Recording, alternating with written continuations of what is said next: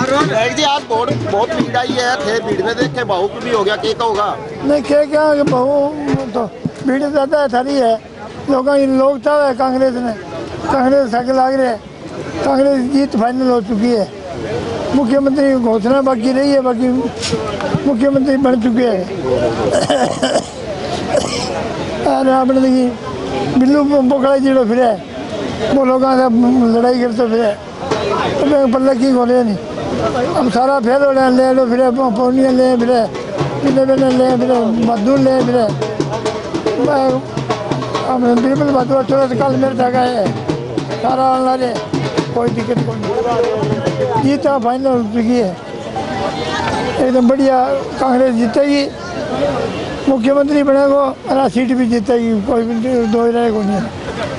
तो मुकाबला उठा आज भावुक हो गया तो खुशी का आंसू माना क्या मैं खुशी का ही है और क्या, मेरा क्या दुख का थोड़ी हवा जोड़ी मांड दी जोड़ी मांड के भी आज जोड़ी तो माननी पड़ेगी, जनता आगे जोड़ी बिचारनी पड़ेगी। ये गुण दे वोट आखिर में नहीं बिल्लू ने दिया नहीं, लोगों से गलत बोले हो, गलत प्रचार किया।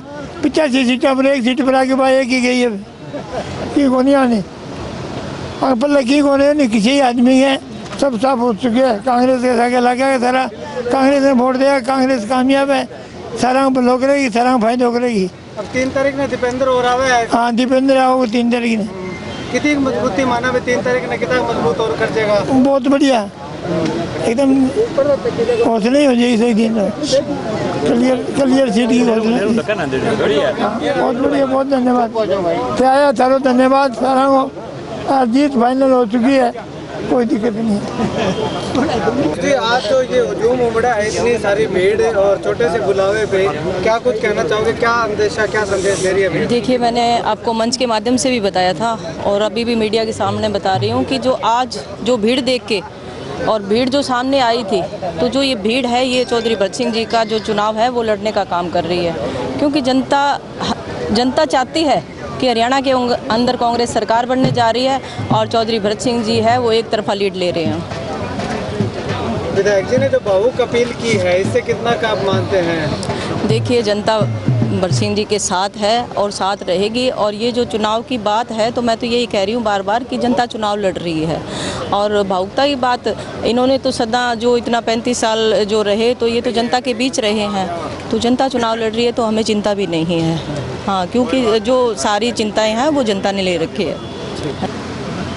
पूरे हरियाणा में कहने की जरूरत बची नहीं है, पूरे हरियाणा में कांग्रेस की और इंडिया अलायंस की लहर है और 60 से ज़्यादा सीटें आज के दिन मतलब जीत के आ रहे। और सरसा ज़िले में एलनाबाद सीट जो है वो कांग्रेस और इंडिया अलायंस की जीत रही, सबसे ज़्यादा वोटों से जीत रही। टक्कर सरसा में तो आई था कि सरसा और गोकुल के मैं ज़्यादा वोटों जीतूँ, एक है मैं ज़्यादा वोटों जीतूँ, करालियार के मैं ज़्यादा वोटों जीता। सरसा की भी आई हालात है कि पाँचों की सीटें हैं कांग्रेस और इंडिया अलायंस जीतने लग रही आज के दिन। कमल जिक्र करा जी, कमल का मन चश्मा बढ़ रही है, वो ये भी जनता को पता होना चाहिए कि भी कौन आपका दोस्त है और कौन दुश्मन है।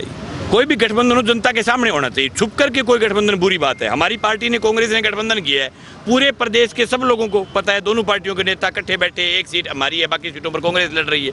लेकिन ये जिस प्रकार से इन्होंने INLD ने किया है, INLD के हालोपा के साथ और एक बसपा के साथ तो है बारी गठबंधन, और अंडरग्राउंड जो मूल गठबंधन है वो है भाजपा के साथ। इस सीट से एक ऐसे आदमी को टिकट दिलाई जिसका जनता में कोई वजूद नहीं था।